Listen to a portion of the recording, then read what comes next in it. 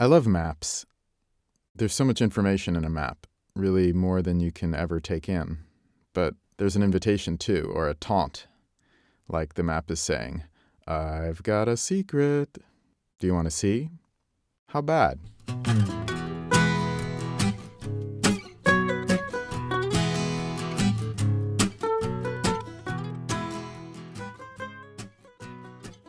Bivouac paragliding is a pretty good way to say yes to the map. We get the aerial view and the hiker's view, and everything in between. We spend the day cycling back and forth between the big and the small. Usually, when we fly paragliders, we are doing a distance in a local area.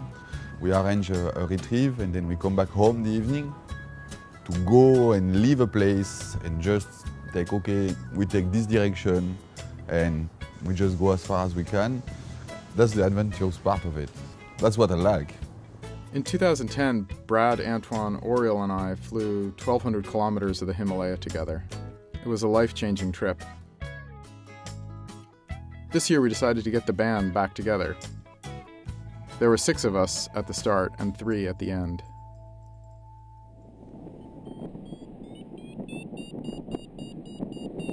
I know the reputation of the condition here, which is supposedly to be strong.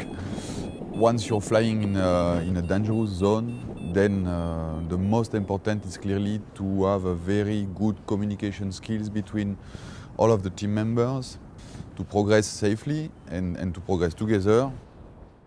The game is simple. We fly north, land high before the day quits, and keep going as far as we can.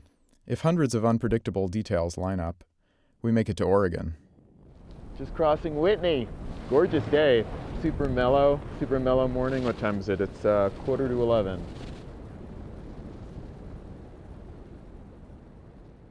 On day 1, we lost Brad. We'd heard a forecast for strong west winds, and we wanted to top land early to avoid the nasty turbulence those conditions would bring. Basically, Brad was coming in here, and it was very strong, the lift, and it took him up, and then he had a collapse, which ended in a stall, kind of spin, I think. I don't know. I saw 2 turns of spin. So he hit the ground hard, and while his glider was thrashing around, he was getting dragged. And then it restarted. Suddenly, he was flying again. And then I see him fly away. I think we were all pretty scared about what had just happened. He's the toughest pilot I know. He does his own rescue. He doesn't even need us to help. He hits the hill, and then he flies to the ambulance. Better decision making tomorrow, hopefully. Yeah. Later in the evening, it turned out we got the word